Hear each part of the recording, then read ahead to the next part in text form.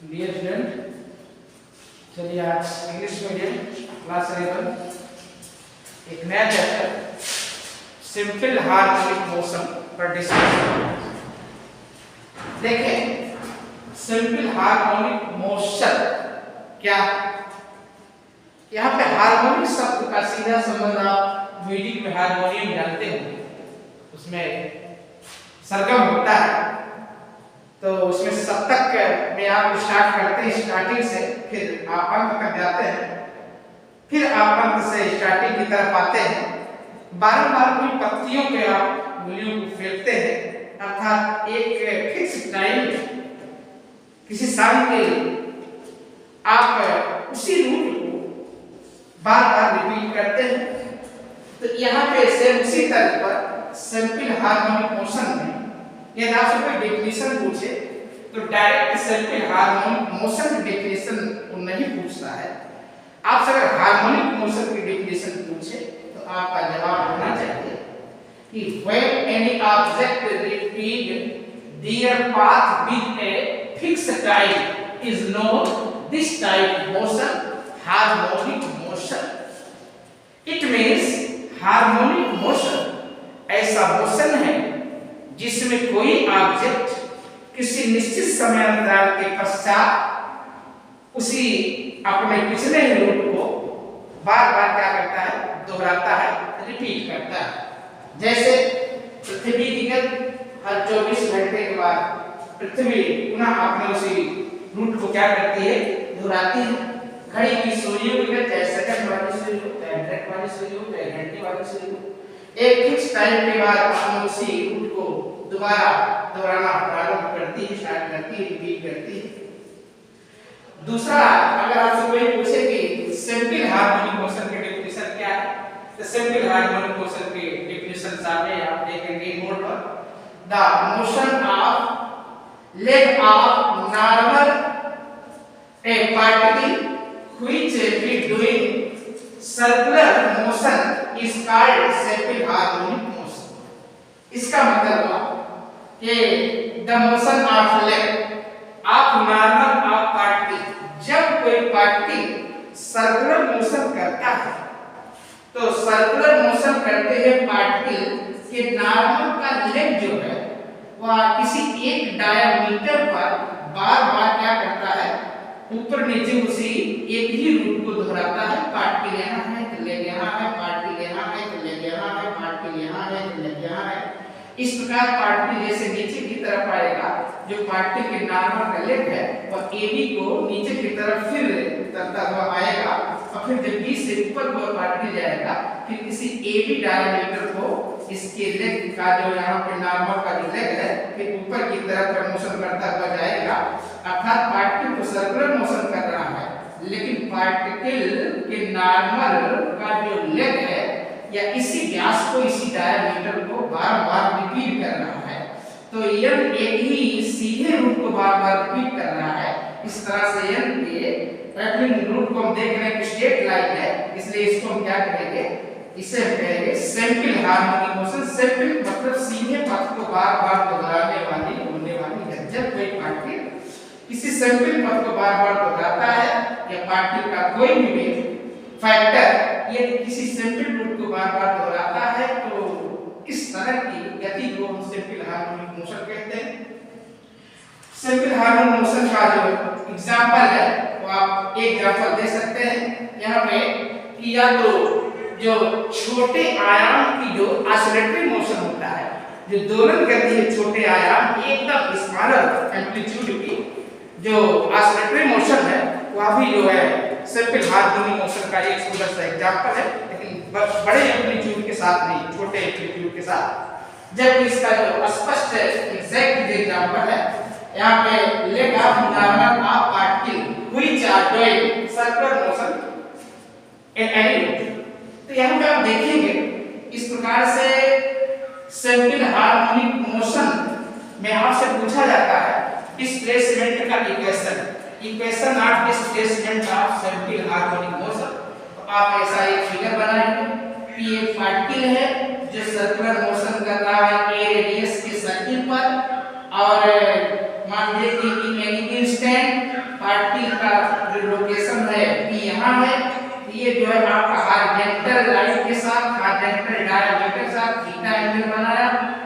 Theta angle बनाएगा तो वो जो है इसका इक्विलिब्रियम पॉइंट है। Equilibrium point sample harmonic motion का पॉइंट होता है जहां पर सैंपल हार्मोनिक मोशन करते हुए पार्टिकल या उसके किसी कंपोनेंट या फैक्टर की वेलोसिटी मैक्सिमम होती है और ए तथा बी ये दोनों सैंपल हार्मोनिक मोशन के पीक पॉइंट है। पीक पॉइंट पर आप देख रहे हैं इस पीक पॉइंट और इस पीक पॉइंट पर n की वेलोसिटी लगभग 0 होगी। n की वेलोसिटी मैक्सिमम पॉइंट O पर होगी, O पे काइनेटिक एनर्जी मैक्सिमम, A और B पर काइनेटिक एनर्जी मिनिमम होगी, लगभग 0 के इक्विवेलेंट होगी। आप देखेंगे पार्टिकल डायग्राम हमको इन एनी इंस्टेंट जब पार्टिकल का लोकेशन B है इसका मेरिडियन यहाँ होगा तो यहाँ पे इक्विलिब्रियम कंडीशन से n की जो डिस्टेंस से हम कंसीडर कर रहे हैं y है, हमें y का वैल्यू फाइंड आउट करना है। तो एक cardioid diagram sin theta equal to sin theta, ये थीटा होगा तो ये एंगल थीटा होगा, sin थीटा इक्वल टू यहाँ पे आप देख रहे हैं कि नॉर्मल बाय हाइपोटेन्यूस, तो यहाँ पे आप देखेंगे नॉर्मल y है, हाइपोटेन्यूस यहाँ पे a है, sin theta equal to y by a, so y equal to a sin theta, then theta is angular displacement, its value of is theta equal to omega t, so y is equal to a sin omega t. If omega t equal to pi by 2, then the amplitude of n will be maximum, which value y max equal to a. A is the maximum amplitude of n. n का maximum जो आया, maximum जो amplitude होगा वह a होगा और ये condition कहाँ पे जनरेट होगी, पॉइंट a और पॉइंट b पर, जिसको हमने यहाँ पर रिटर्न कर दिया और a तथा b कंडीशन में या पोजीशन पर काइनेटिक एनर्जी मिनिमम होगी, इक्विवेलेंट टू 0 होगी। when omega t equal to 0 then y will be minimum। यहाँ पे आप देख रहे हैं कि y का वैल्यू यहाँ पे मिनिमम जो होगा उस समय के मैक्सिमम होगा। ये कंडीशन पॉइंट O पे जनरेट होगी कि मैक्सिमम की अर्थात काइनेटिक एनर्जी मैक्सिमम तब होगी जब पर n कहाँ होगा, पॉइंट O पर होगा और O के कंडीशन में n का जो एम्पलीट्यूड होगा मिनिमम अर्थात इक्विवेलेंट टू 0 होगा। इस प्रकार से आप देख सकते हैं कि हम इक्वेशन ऑफ डिस्प्लेसमेंट का डेरिवेशन कैसे कर सकते हैं। तो इस प्रकार से आप एक फार्मूले को जनरेट करने का प्रोसेस जान गए। इसमें फिर आपसे एक क्वेश्चन और पुटअप कर सकता है कि सिंपल हार्मोनिक मोशन में n की वेलोसिटी बताइए, n की वेलोसिटी बताइए। देखें तो velocity of simple harmonic motion की कंडीशन में पार्टिकल के लेग की वेलोसिटी नेक्स्ट आपसे क्वेश्चन पुट कर सकता है यहाँ पे कि वेलोसिटी, यहाँ पे सारा काम ये नहीं होगा क्योंकि ये नहीं क्या कर रहा है, सेंपल हार्मोनिक मोशन कर रहा है, बाकी तो p हार्मोनिक मोशन कर रहा है। p जो है सर्कुलर पाथ को बार-बार रिपीट कर रहा है, लेकिन यहाँ पे सेंपल हार्मोनिक मोशन के लिए पाथ स्टेट होना चाहिए। स्टेट रूट को कौन बार-बार रिपीट कर रहा है, ये रिपीट कर रहा है। यहाँ पे सारी कहानियां के लिए p के लिए नहीं है। So velocity of air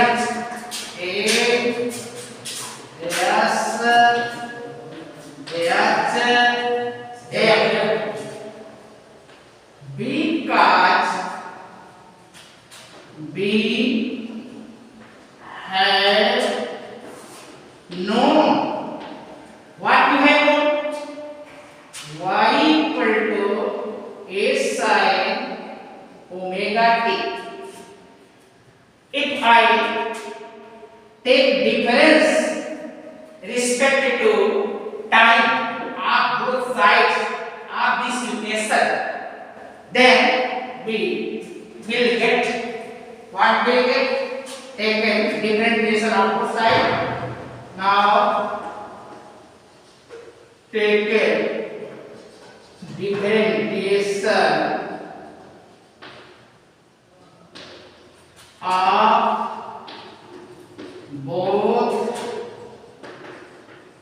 sides dy by dt, या हम ऐसा कहते हैं बायोलॉजी वालों के डिफरेंशिएशन नहीं जानते हैं, चाहे हम कहते हैं कि y का t के रिस्पेक्ट में डिफरेंशिएशन हुआ है, चाहे कहते हैं कि दोनों साइड में d बाय dt का हमने मल्टीप्लाई किया है समझाने के एंगल से, अंडरस्टैंडिंग एंगल से, इक्वल टू a, यहाँ पे आप देख रहे हैं कांस्टेंट मल्टीपल है जिसको d बाय dt के बिफोर लिखेंगे dy dt sin omega t, so chain rule यहाँ पे बनेगा, तो आप देखेंगे dy by dt equal to a, याद रहे sin ओमेगा t का t के रिस्पेक्ट में जो डिफरेंशिएशन होगा ओमेगा cos